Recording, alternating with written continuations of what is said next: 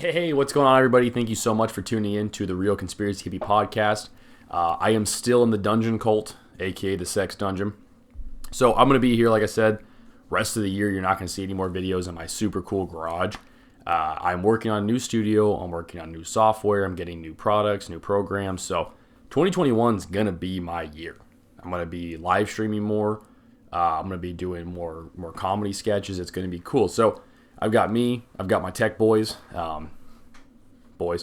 with me here. So I'm just gonna shoot them all hot from the sex dungeon, and we'll go from there. So if you saw last week's, it was about to the Denver airport. Kind of got a little bit into the New World Order and stuff like that. I talked a little bit about how it's been discredited, but it's very hard to discredit the coincidences. And in today's day and age, with COVID and everything happening, stuff like this is starting to resurface and starting to resurface heavy. So make sure you like and subscribe so you can get all my videos, so you can get notified when I do new podcasts. Again, I also do audio only on Spotify. I do audio only on Apple Podcast and Google Podcast for those river trolls that have fucking Android phones.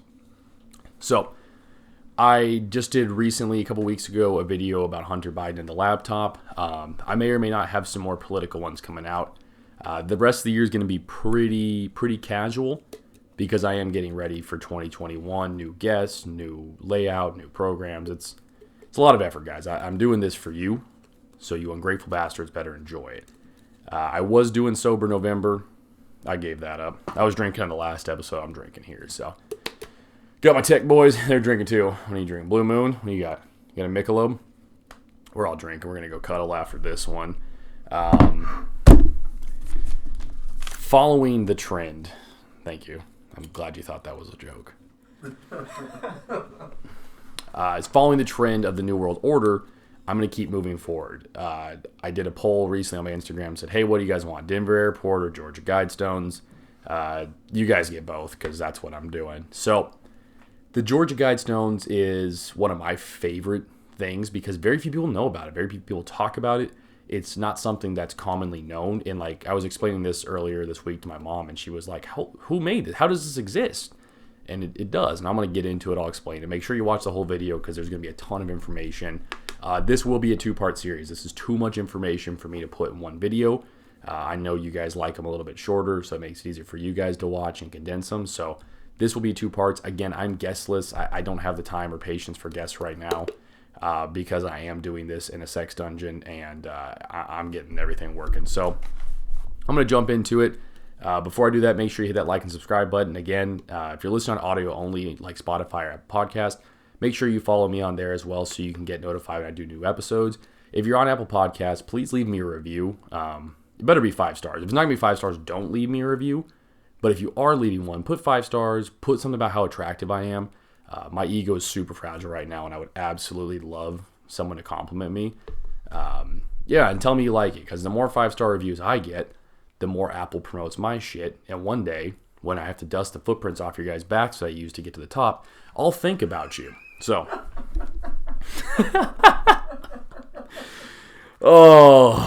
let's get to it. The Georgia Guidestones, what are they? Well, they're the American Stonehenge. If you don't know what Stonehenge is, I can't help you there because you probably dropped out of 6th grade or you went to somewhere in the Tucson Unified School District. They're in Georgia. They're a bunch of rocks, and they say crazy shit, and they're aligned to show like the North Star, I think, and a few other weird things. So I'm going to kind of read the excerpts here from an article that I like from Creepy Catalog. I love them. They do fun stuff. I put the links in my bio so you guys can follow along.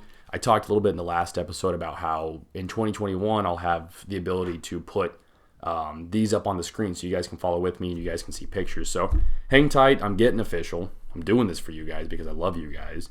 And I want to be famous. I don't want to work a 9 to 5 anymore. That shit sucks. I'm going to be honest. But let's jump into it. The Georgia Guidestones, also known as American Stonehenge, are a massive granite structure in far eastern Georgia near the South Carolina border, aka the most white trash part of Georgia. No one knows who paid for the construction of the Georgia Guidestones, nor what exactly is meant by the strange messages engraved on them. I am going to get into the messages because there's not much to talk about the rocks. What's important is what's carved. So there's 10 commandments carved into them. I'm going to break each one down, and I'm going to talk about what I think they mean. So bear with me. I'm doing all this off of notes. My tech guys are literally texting in the corner, so I'm running this hot and solo. Thanks, guys. I appreciate you. I would like for them to have a giant teleprompter, but those are expensive, and they require effort, and I don't know. We're poor. I'm poor. They're poor. Well, they're not as poor as me. I'm very poor, I promise you this, so don't ask me for money. Keep getting messages, people asking me for money. I'm kidding. I did get I got a message from a friend asking for money recently. It was a very, very crafty hack. Someone stole her phone, and they Snapchatted every single person, and they put a random Venmo. Now, I have her on Venmo, so I know it wasn't her. It was like, hey, my tire just blew out, and I'm at the tire store. I need $100. I left my wallet at home. I'll pay you back. Two things. The Venmo was not the name of the person. They should have created another Venmo if they were smart. Second thing, no tire is $100. Like, $100 even is going to cover this one. This isn't 1963 where you just throw them some cash. So, but there's a lot of hackers. People are broke, and like me, I'm not a hacker, but people are hacking. So, number 1 on the Georgia Guidestone. Maintain humanity under 500 million in perpetual balance with nature. That's what it's carved in there. That's fucking creepy.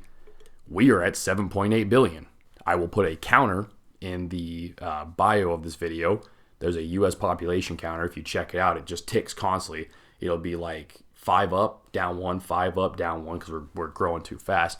I like to imagine each one as a screaming lady in labor, and I wish they just had a giant screen of like 5,000 TVs showing babies popping out, and then on one of the TVs, guy gets hit by a car, and then more babies popping out, and then guy gets hit by a car. So if you're listening on audio only, my hands are all over the place. This is a fun one to watch on YouTube. You wouldn't want to see that. You wouldn't want to see just baby after baby sliding out. One of them's a C-section, then some guy gets hit by a car, and then you're just seeing the numbers tick. No one wants to see that. Dude, honestly, we're like 8 months into COVID. There's not a lot out there that I haven't seen that's keeping me going. And that would be fun. I don't know. You'd be like, I know that guy. Boom, hit by a bus. That'd be cool. I don't know. That'd be a lot of money. It would be. But no, we're at 7.8 billion people. To keep humanity at 500 million would be that would take something insanity. Now, tying a lot, the big thing about the Georgia Guidestones is it ties into the potential of a New World Order. A big thing about a New World Order would be they only want so many people. It's too hard. 7.8 billion people to control is near impossible. 500 million is much more reasonable. So that's number 1. That's the first commandment. Super creepy. And it gets worse, I promise you. Keep listening. It only gets worse. Number 2, guide reproduction wisely, improving fitness and diversity. This one that kind of baffles me. I mean, we are fat and lazy. I think this one's specifically saying fuck America. Like, they don't want us. Because they're saying, in my opinion, this is talking about how for people being born in this New World Order, like if this were to happen, they need to be attractive, fit, and diverse. Like, it can't be all one race. I think that's what it's trying to say, in my opinion. Not these like lazy, fat Southern slobs in Ohio. They're like, football. And they're like the people that are mad about Harry Styles wearing a dress. Like, not them. They're not part of this. Number 3, unite humanity with a living new language. That is, in its own, that's the most self-explanatory way to say this. The start of globalizing.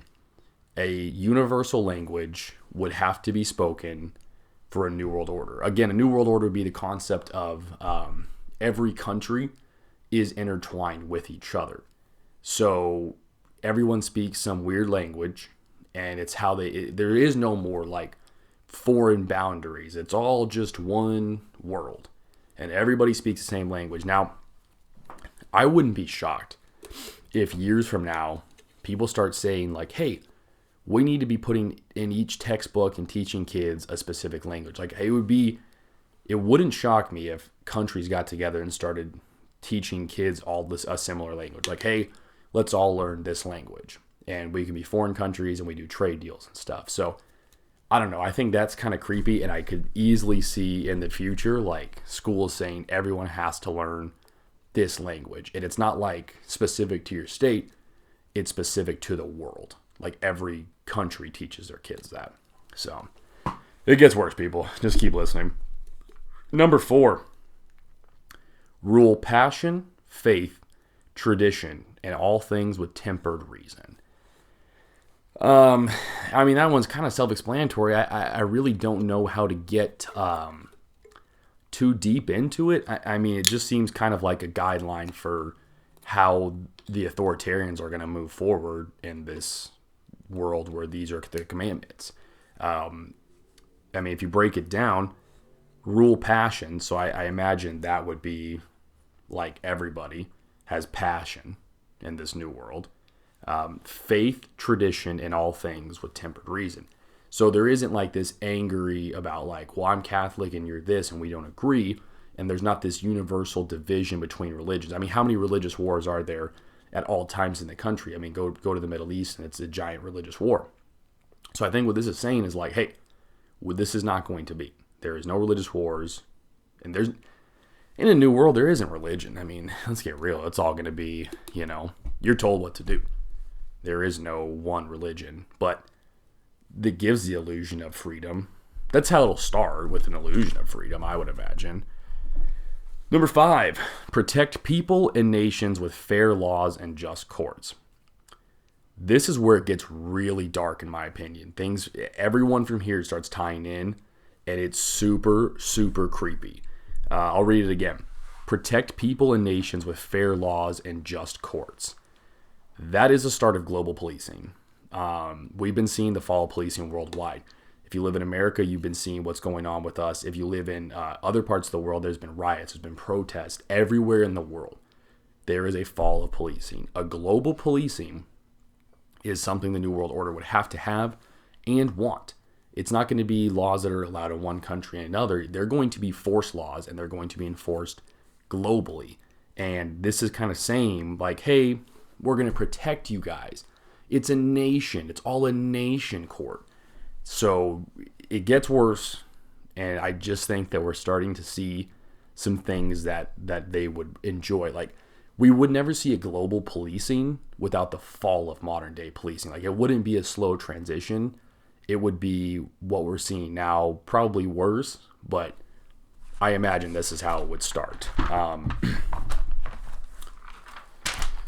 Get my handy notebook here. I'm hoping with 2021 I can have like a cool screen. That's my plan, so I don't look super white trash.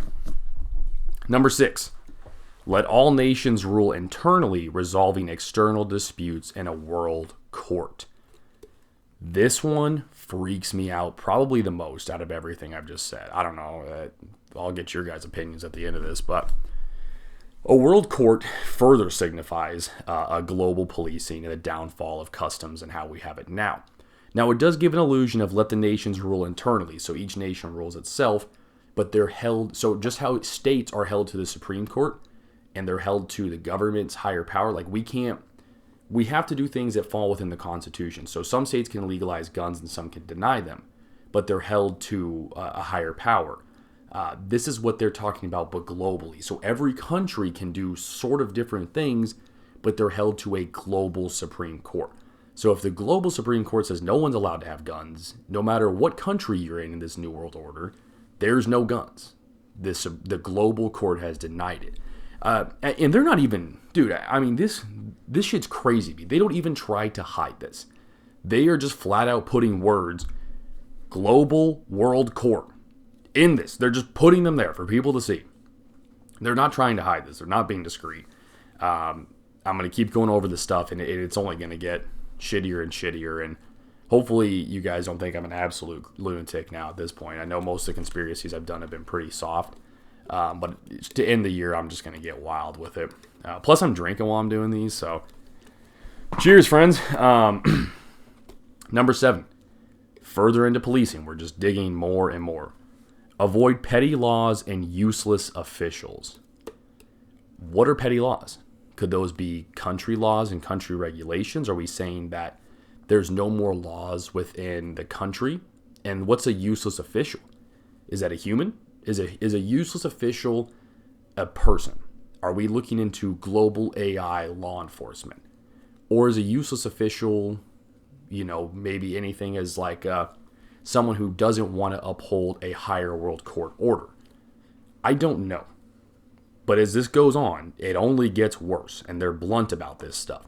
The first few are kind of coded, but useless officials is a term that could be as dark as AI policing. It could be as dark as getting rid of government, getting rid of this triple state. I mean, we have so much with mayors, governors, lobbyists, politicians. We have everything from Supreme Court justices to Senate seats to House seats. In a new world order, if there's only 500 million people, it's probably just you, AI robots, a couple cops, and a Supreme World Court that decides everything. In my opinion, that's what this is saying. Get rid of useless officials. You have to answer to us. You don't need lawmakers in your world because we are the higher power. Number 8, balance personal rights with social duties. Social duties imply, in my opinion, a universal AI workforce, requiring citizens to uphold forced responsibilities. So in a utopia, like an AI-based technology utopia, there wouldn't be jobs anymore because it's all done by robots. But you're required to do duties. So you're required to do things to live in this utopia. And if you're not a law-abiding citizen. So those duties, I don't know what they'd be, but they could be anything. And maybe that's not what this means, but in my opinion, that's what this is kind of getting at and getting towards. I don't know. They're blatantly talking about a new world order in this. I mean, they're not even trying to hide it. No one's disagreeing with that. Number 9. This one's super weird. Prize truth, beauty, love-seeking, harmony with the infinite. I mean, even with my knowledge and how much I know about this stuff, I don't fully understand this. Maybe one of you guys does. If you do understand it, you should definitely tell me. But with my knowledge on this one, I'm kind of lost. Now, I'm thinking they're referring to the infinite as this global world order.